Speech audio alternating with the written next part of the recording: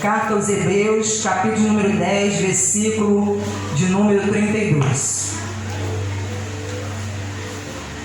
Glórias a Deus. Vamos orar. Pai, aqui estamos, ó Deus, nessa noite de quarta-feira, a qual o Senhor preparou, Pai, para que aqui nós estivéssemos. E aqui estamos para ouvi-lo, Pai. Peço a Ti que use a minha vida, fale por intermédio da minha vida, Pai Santo. Pai, que o Senhor venha abrir os ouvidos espirituais, ó Deus, que os corações estejam como uma boa terra, Pai, pronto para receber a semente, para que ela dê o seu fruto, Pai. Pai, o nome do Senhor, meu Deus, seja glorificado. Assim te peço, Deus amado, que Teu Espírito Santo coopere comigo, meu Deus, enquanto, meu Deus, ministra a Tua palavra. Que o Senhor, meu Deus amado, venha, meu Pai, salvar, curar e libertar, meu Pai, trazer mudanças, meu Deus, meu Pai, em cada coração, Pai, que mudar o modo de pensar de cada pessoa, Pai Santo. Eu peço a Ti em nome de Jesus. Amém. Glórias a Deus. Querido, a carta aos Hebreus, alguns acreditam que foi escrita pelo apóstolo Paulo, mas não temos certeza quem foi a pessoa, o homem, né, a qual o Espírito Santo usou para escrever a carta aos Hebreus. O que sabemos é que ela foi escrita pelo Espírito Santo, porque toda a Escritura ela é inspirada por Deus. E a Bíblia fala que homens santos receberam da parte de Deus a inspiração, a revelação e escreveram as Escrituras sagradas. Então aqui no capítulo 10, no versículo 32, diz assim: lembre-se dos dias passados. Às vezes as pessoas elas se lembram do dia passado, elas voltam a sua mente, as suas lembranças ao passado, mas somente para se lembrar daqueles momentos ruins, né? Os momentos que a pessoa estava longe de Deus. Mas aqui ele fala assim: lembre-se dos dias passados, quando depois que foram iluminados. Então ele está falando para que você volte a sua mente ao passado, se lembre do passado, desde quando você foi iluminado. Você se lembra quando você foi iluminado por Deus? Ser iluminado significa, foi quando Deus se revelou a você por meio de Cristo. O Evangelho foi revelado a você. E a partir daquele momento, o seu entendimento foi iluminado. Porque antes de ouvir o Evangelho, o entendimento da pessoa está obscurecido. A pessoa está com o seu entendimento fechado. E quando ela ouve então o Evangelho, ele então abre o entendimento. Os olhos espirituais é aberto, os ouvidos espirituais são abertos.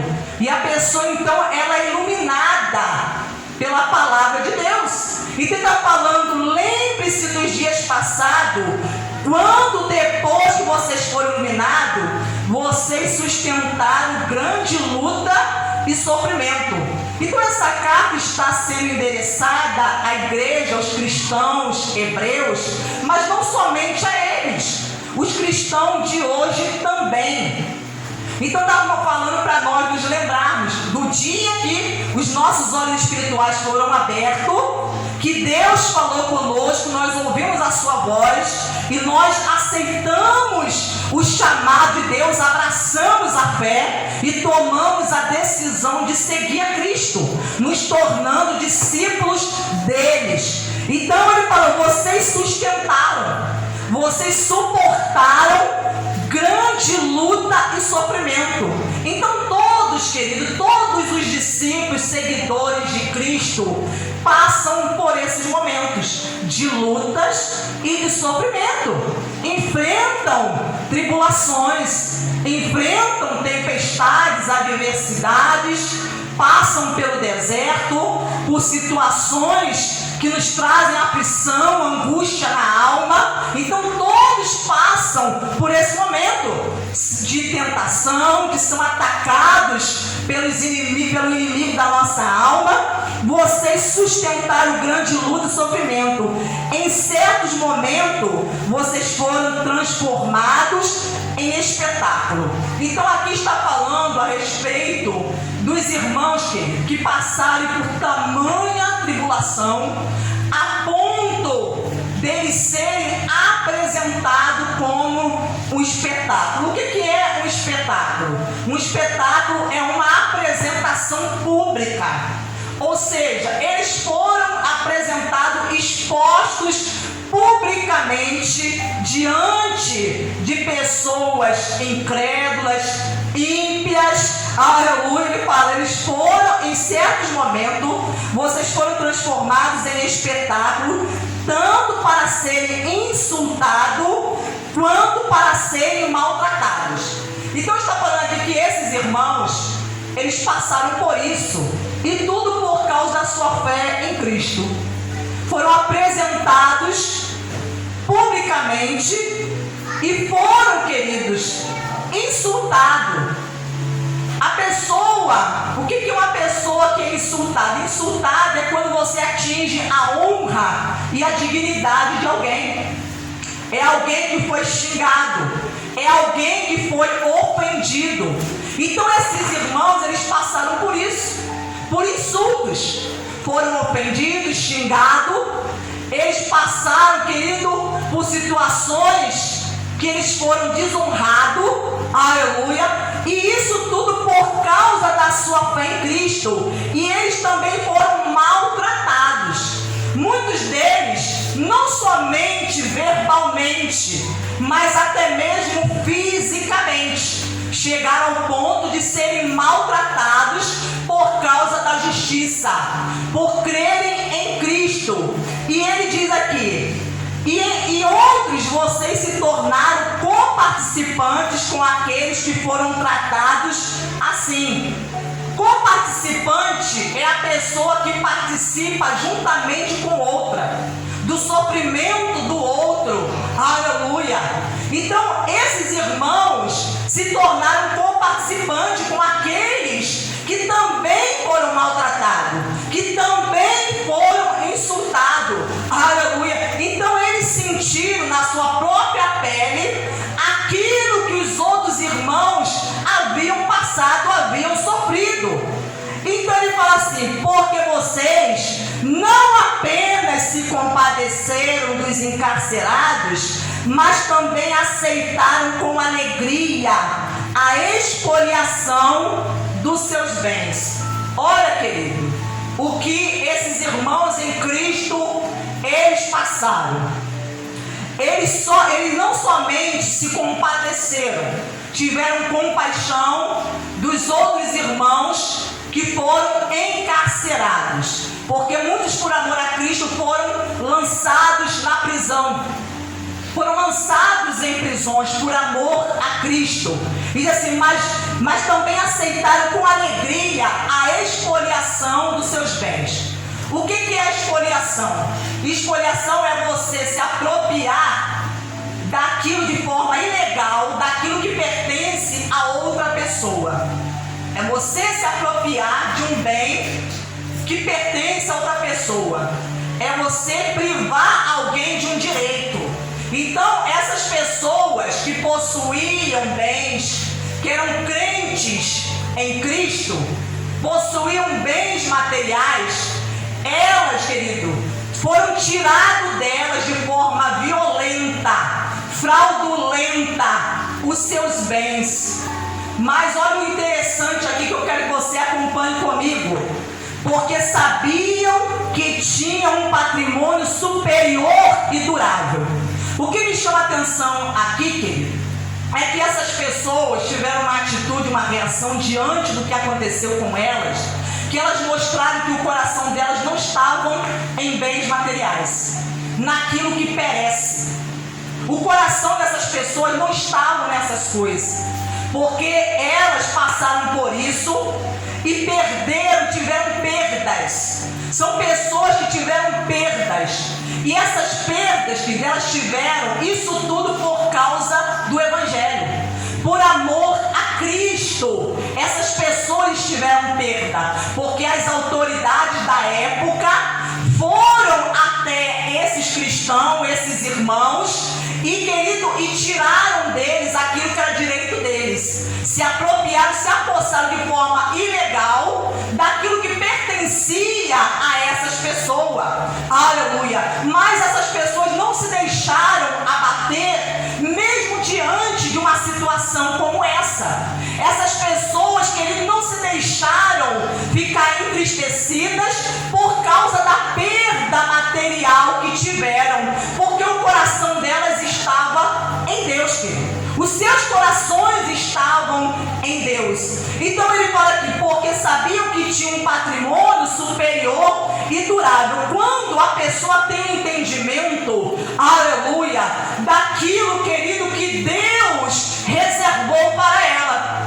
Então eles entendiam que aquilo que eles haviam perdido de bens materiais, querido, era nada se comparado com aquilo que Deus estava reservando para eles. Estava sendo reservado para eles um patrimônio superior, querido, de um valor superior e durável. Quer dizer, algo que não iria acabar, porque um bem material, ele possui um tempo de validade, um tempo de duração. Você compra uma casa, você compra um carro, você compra alguma coisa e ele tem um tempo de duração, aleluia, e depois ele se desfaz, ele se destrói, aquilo se acaba. Mas eles entendiam, porque eles foram iluminados pela palavra de Deus. O Espírito Santo havia aberto o entendimento deles, então o coração deles não estava nas coisas terrenas, querido, nas coisas desse mundo, naquilo que é passageiro, naquilo que perece. O coração deles não estava nisso, porque o que diz a palavra de Deus,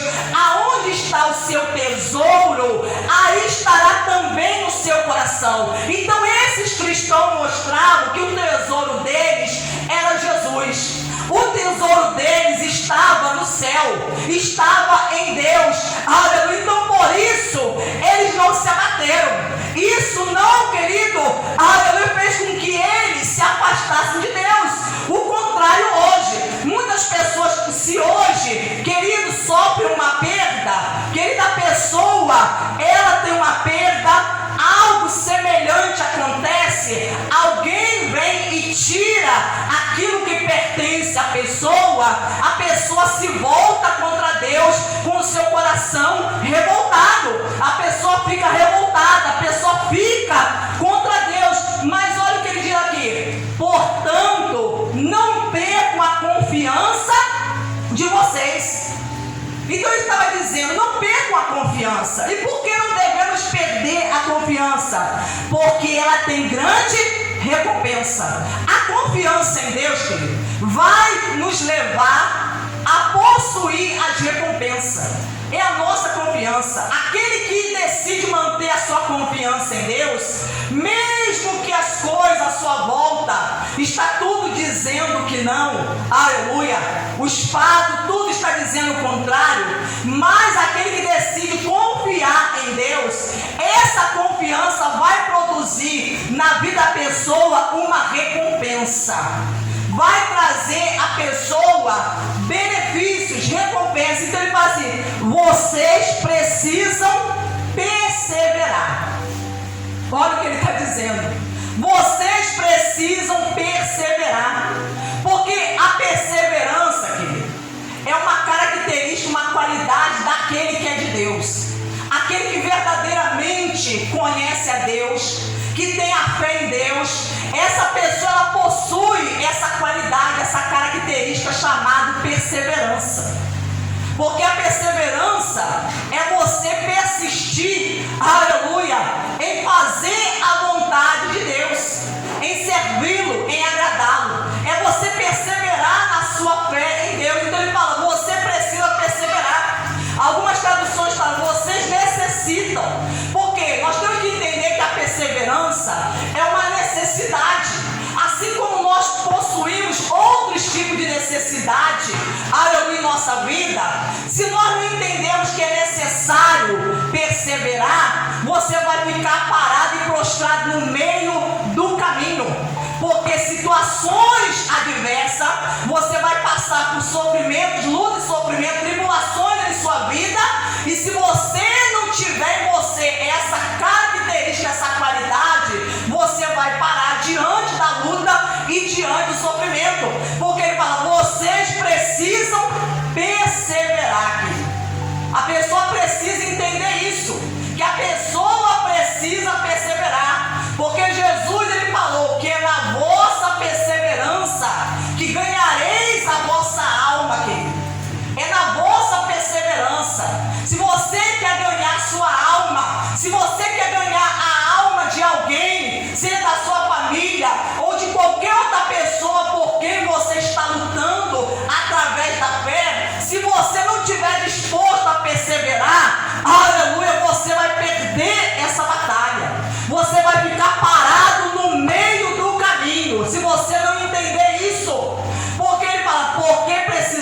perseverar para que, havendo feito a vontade de Deus.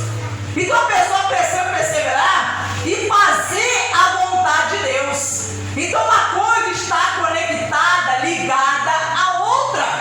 A pessoa persevera para fazer a vontade de Deus, conhecer a sua vontade e fazer a vontade dele. Aleluia!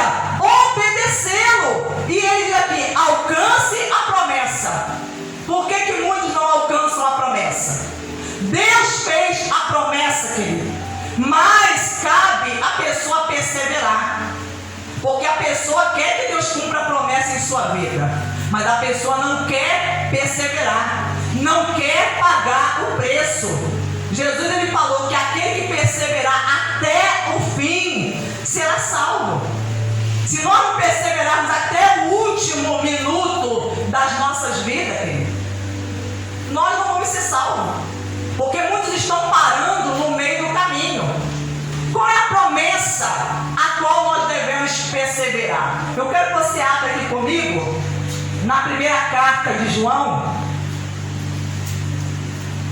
no capítulo 2, versículo de número 25.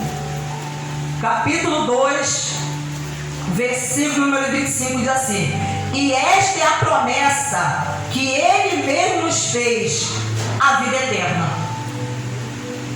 E esta é a promessa que ele mesmo nos fez, a vida eterna. Você vê como é que a pessoa está com o seu entendimento fechado, como a pessoa ela está cega a tal ponto, aleluia, de não perseverar para alcançar a promessa. Então a pessoa acaba desprezando a promessa da vida eterna. Ela não luta, ela não passa, não quer lutar, não quer passar por tribulações para poder alcançar a vida eterna. Vamos voltar lá na carta aos Hebreus, capítulo 10, versículo de número 36. Porque vocês precisam perseverar para que, havendo feito a vontade de Deus, alcance a promessa. Muitos, queridos, aleluia, vão ficar prostrados no caminho, no meio do caminho. A promessa foi feita? Foi feita. Deus, de forma gratuita, tem oferecido a salvação aos homens, tem oferecido a oportunidade de salvação. Mas o que os homens têm feito? Rejeitado, trocado aquilo que é eterno por aquilo que é passageiro. Porque ainda dentro de pouco tempo aquele que vem virá e não irá demorar. Porque aos nossos olhos parece que está demorando.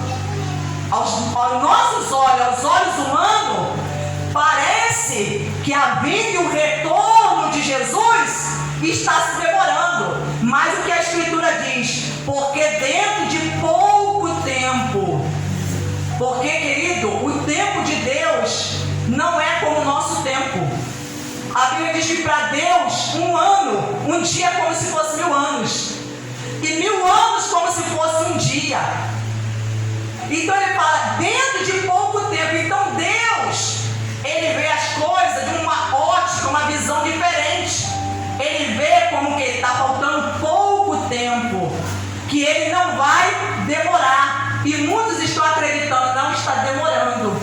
A sua promessa, o retorno da sua vinda está demorando, querido. Mas isso é um pensamento enganoso que está sendo incutido na mente de muitas pessoas, que fazem as pessoas acreditarem que está demorando e as pessoas agirem como as virgens loucas, que adormeceram, aleluia, e não tinham de reserva em suas lamparinas o azeite. E quando chegou o momento que o noivo, querido, se apresentou, a porta se abriu, o noivo chamou as virgens, o que aconteceu? Elas se despertaram, perceberam que as suas lamparinas já estavam vazias, e elas de última hora resolveram então ir comprar o azeite. Só que foi tarde demais. Foi tarde demais, porque elas acreditaram que o noivo iria demorar. Ah, ele vai demorar, então vai dar tempo. Vai dar tempo. Aleluia. não deu tempo, querido. Porque ele fala, porque dentro de pouco tempo aquele que vem virá e não vai tardar, não vai demorar. Então não deixe o diabo te enganar. Achar que está demorando, aleluia. Achar não que vai dar tempo. Querido, desperta. A Bíblia fala, desperta você que está dormindo. Levanta-te dentre os mortos. E Cristo, Ele vai o quê? Te iluminar. Ele vai iluminar você, vai abrir o seu entendimento. Muitas pessoas estão com o entendimento fechado. Tem atitudes que demonstram o entendimento fechado. Porque uma pessoa, querido, que não quer perseverar na fé, ela mostra o seu entendimento está completamente fechado. Ela está alheia a tudo aquilo que a Escritura tem dito, aos sinais que têm sido apresentados diante dos nossos olhos. O cumprimento das Escrituras está aí para qualquer pessoa ver.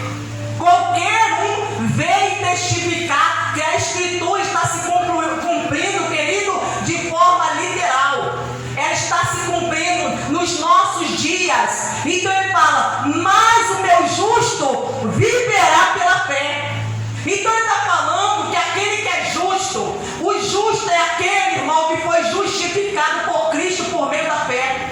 Aquele que foi justificado pelo sacrifício de Jesus por meio do seu sangue, essa pessoa é chamada a viver pela fé. E viver pela fé não é viver por vista, não é viver por aquilo que nós estamos vendo, não é viver pelos nossos sentidos. Nós somos chamados a viver por fé. E viver por fé é viver pela Escritura, é viver por aquilo que sai da boca de Deus. Porque Ele falou que aquilo que sai da sua boca não voltará para Ele vazia, mas antes, querido, aleluia, Ele vai fazer tudo aquilo que Ele traz. Tudo aquilo que sai da boca de Deus vai se cumprir, vai acontecer. Mas o meu justo viverá pela fé. E muitos têm deixado de viver pela fé para viver por vista, para viver de forma natural. E o homem natural, ele não compreende as coisas do Espírito de Deus, querido. Há muitas pessoas não estão compreendendo o que está acontecendo nesses últimos dias. Nós estamos vivendo os últimos dias na terra. E muitas pessoas estão cegas em seu entendimento. Não estão conseguindo ouvir a voz do Espírito Santo que tem bradado e falado. Não somente neste lugar, mas nos quatro cantos da terra. Tem feito se ouvir a sua voz. A sua voz Ele tem feito se ouvir. Porque Ele diz, quem tem ouvidos, ouça o que o Espírito diz à igreja. Aleluia. Então se você é igreja do Senhor, porque essa palavra Ele está direcionando a crentes, a discípulos, a filhos de Deus, a cristão e todo aquele que deseja e quer abraçar a fé. Mas o meu justo viverá pela fé. E se retroceder? Então, há uma possibilidade da pessoa voltar atrás. Porque retroceder significa isso. A pessoa voltar atrás. Recuar. E não é o que está acontecendo? Porque nos últimos dias, um dos sinais dos últimos dias chama-se apostasia. O abandono da fé. Muitas pessoas estão abandonando a fé que receberam lá do início, quando foram iluminadas.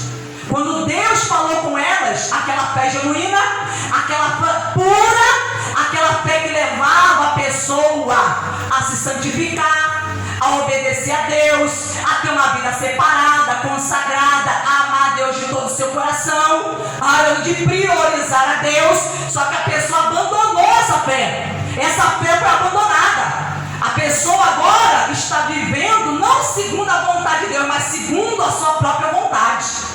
A pessoa está vivendo agora andando por vista e não pela fé, a fé que vem de Deus, a fé salvífica, a fé, querido, bíblica, não. Aleluia, a pessoa está vivendo no seu natural, como se nada estivesse acontecendo, nem na sua vida, nem ao seu redor. Aleluia, pessoa que tem se tornado completamente indiferente ao que tem acontecido, querido. E nós vemos aqui que não era essa a reação desses irmãos que estavam sendo co-participantes, se tornando participantes do sofrimento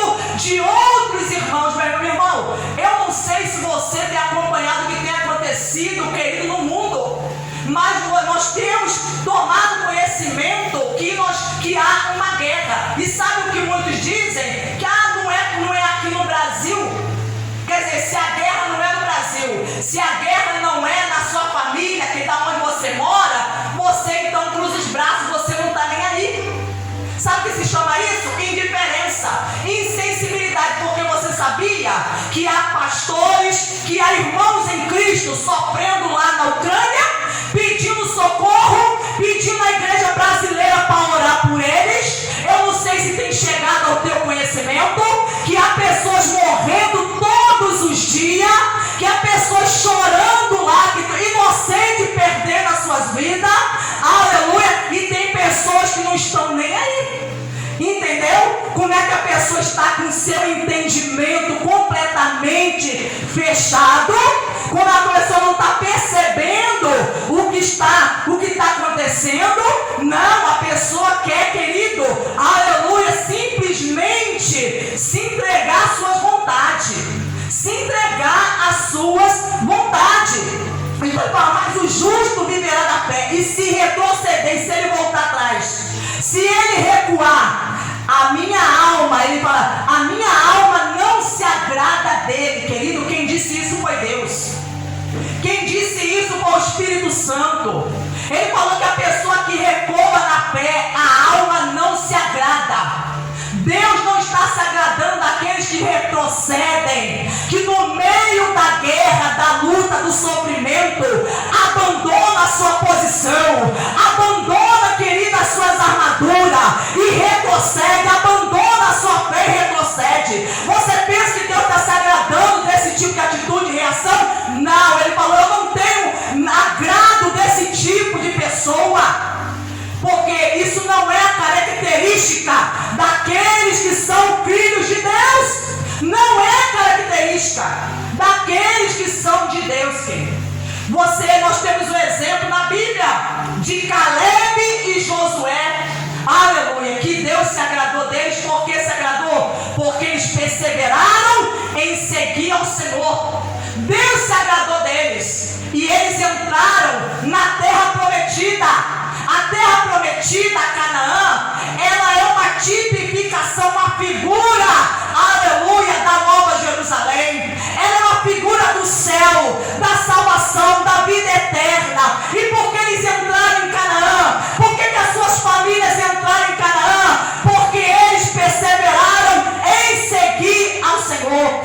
Quando, querido, a maior parte deles, a maioria, haviam abandonado a verdadeira fé. Por quê? Porque foram incrédulos diante dos inimigos e porque murmuraram, querido. E quantas pessoas têm murmurado, têm reclamado e se queixado, ao invés de buscarem a Deus e se voltarem para Deus, colocarem nele a sua confiança, a sua esperança em Deus.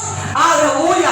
Então ele está falando, nós, porém, não somos dos que retrocedem para a perdição. Ele está falando que quem retrocede, que quem recua volta atrás, essa pessoa está retrocedendo para a sua própria perdição, para a sua própria ruína, a perdição da sua alma, ou seja, vai perder a sua salvação. Ele está dizendo, nós, porém, olha a convicção desses irmãos, nós, porém, não somos dos que retrocedem, do que abandonamos a nossa fé em Deus para a perdição, mas somos da fé para a preservação da alma. Porque, querido, a fé, ela traz a preservação da nossa alma. Aleluia, é Deus que vai nos guardar, é Deus que preserva a alma. Sabe por quê? Porque Deus pode permitir sim que o diabo, o inimigo das nossas almas, ele toque no nosso corpo, como ele permitiu nessa pandemia, que muitos dos filhos dele foram tocados, querido, e morreram. Aleluia, foram tocados e morreram com essa pandemia, querido, com esse vírus que levou muitos à morte. Então Deus pode permitir que muitos sejam tocados, porque ele falou, não tema o que mata o corpo, aleluia, mas não tem o poder de matar a sua alma, mas antes tema aquele que tem o poder de matar a alma, querido, lançar no inferno a alma e o corpo. E quem é esse? É Deus que tem o poder, querido,